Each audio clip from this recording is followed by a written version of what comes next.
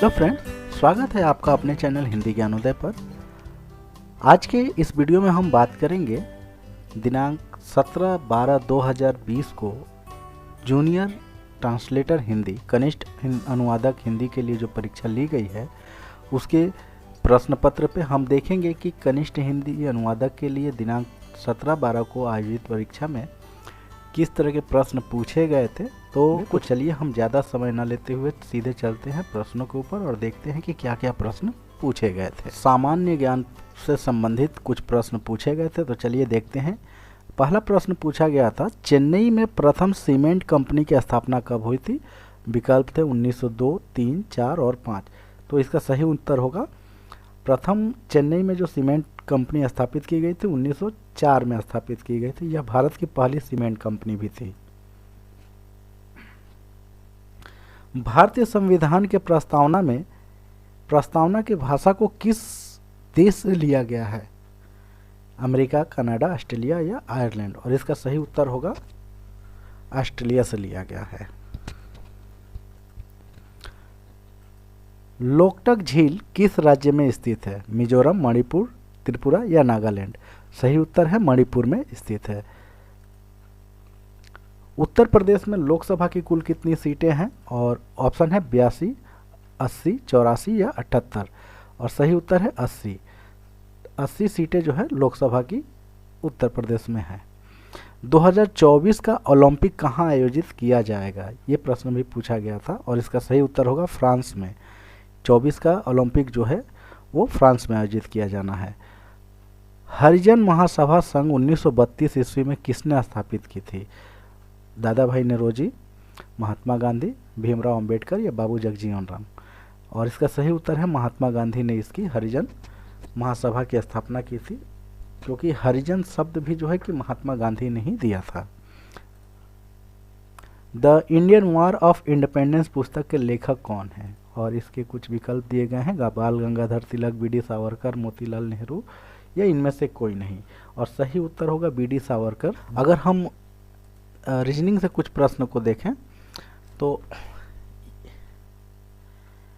ये एक पैटर्न्स दिया गया है, तो इस पैटर्न्स के अनुसार यहाँ जो है कि आपको एक क्वेश्चन मार्क दिया गया है। जब आप इसको सॉल्व करेंगे तो हमने इस प्रश्न को सॉल्व भी करके आपके लिए दिखाया है। एक का क्यू मान लिया गया है और उसमें से -1 किया गया, फिर 2 का क्यू, उसमें से 3। यहाँ देखिए कि 1, 3, 5, 7, 9 हो जाएगा क्योंकि लास्ट में 11 है। तो ये इस तरह से कुछ मान के किया गया है। इसका आंसर हो जाएगा 116। अगर हम एक संबंध पे आधारित प्रश्न दिया गया था कि उन्माद का जो सनक से संबंध है वही भय से किसका होगा, तो भय से डर का हो जाएगा। इसका आप जब संबंध बनाएंगे तो भय का डर से संबंध यहाँ पे निकल के आएगा। नेशन शब्द के लिए ANITNO दिया गया है, तो हंगरी के लिए क्या हो जाएगा? तो हंगरी के लिए आपका जो अगर हम देखें तो जिस तरह से यहाँ पे NA को क्या किया गया है, उल्टा कर दिया गया, फिर TI को भी यहाँ पे विपरीत किया गया है, ON को जो है कि यहाँ विपरीत किया गया। तो उसी प्रकार से यहाँ देखें तो ये पहले और ये बाद में होगा। तो इसी पैटर्न्स पे अगर हम इसको सॉल्व करेंगे तो ये आपके सामने ये विकल्प निकल करके आएगा, तो ये उत्तर हो जाएगा। किसी कूट भाषा में कम को XLNV और एबल को ZYO भी लिखा जाता है, तो उसी तरह से मौलिक को क्या लिखा जाएगा? मौलिक को लिखा जाएगा आपको NLOOP। इसका पैटर्न्स को अगर आप ध्यान देंगे तो उसके हिसाब से ये बन जाएगा। बहुत इजी प्रश्न था।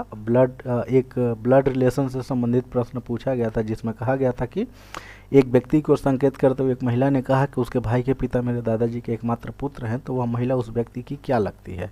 तो वो इसका उत्तर हो जाएगा बहन। जब आप इसको सॉल्व करेंगे तो ये बहुत आसानी से बन जाएगा।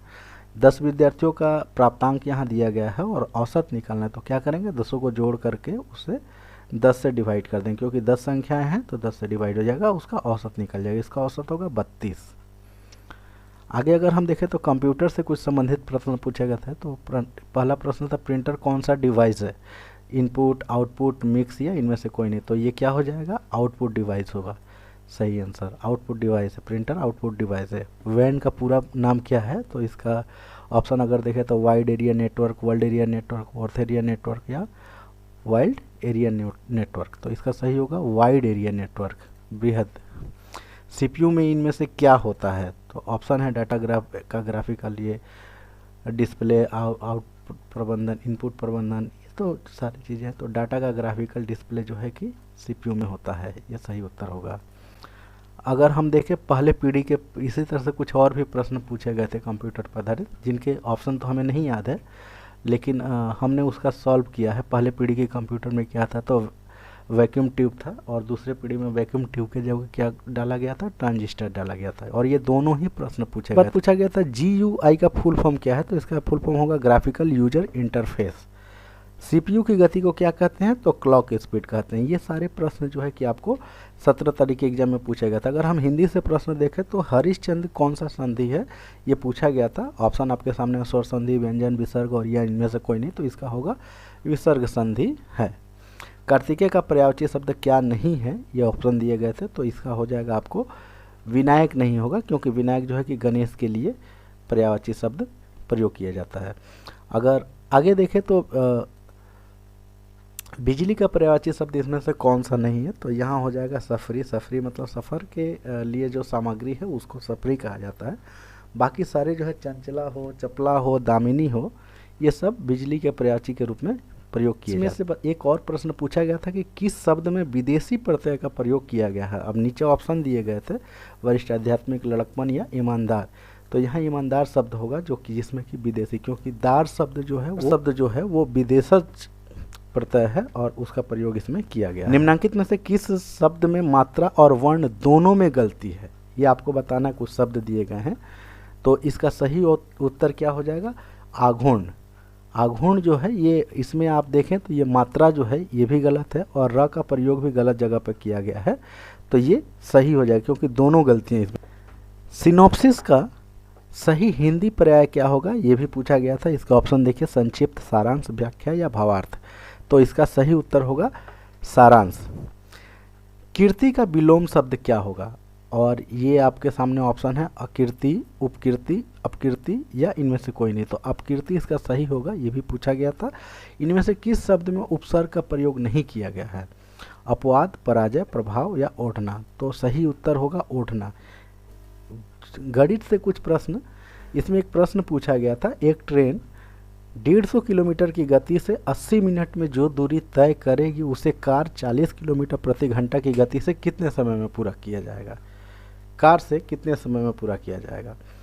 ऑप्शन आपके सामने है 3 घंटा 75 मिनट, 4 घंटा, 5 घंटा या 6 घंटा 15 मिनट। इसके हल को अगर हम देखें तो 60 मिनट में 150 किलोमीटर की गति से एक ट्रेन जा रही है, तो 1 मिनट में कितने जाएगी, तो 150/60, और 80 मिनट में कितने जाएगी, तो 150 × 80/60, तो ये 200 किलोमीटर की दूरी होगी।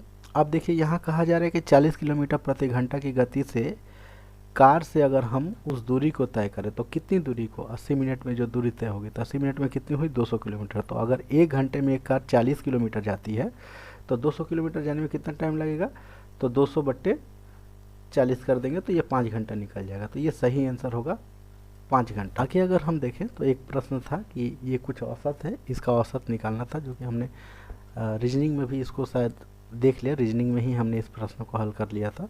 एक और मैथ से प्रश्न जो याद है कि किसी वस्तु को 250 रुपये में खरीद कर 300 रुपये में बेच दिया गया, तो उसमें लाभ का प्रतिशत क्या होगा। तो लाभ का प्रतिशत आपको निकालना होगा कि कितना होगा, तो ये 20% हो जाएगा।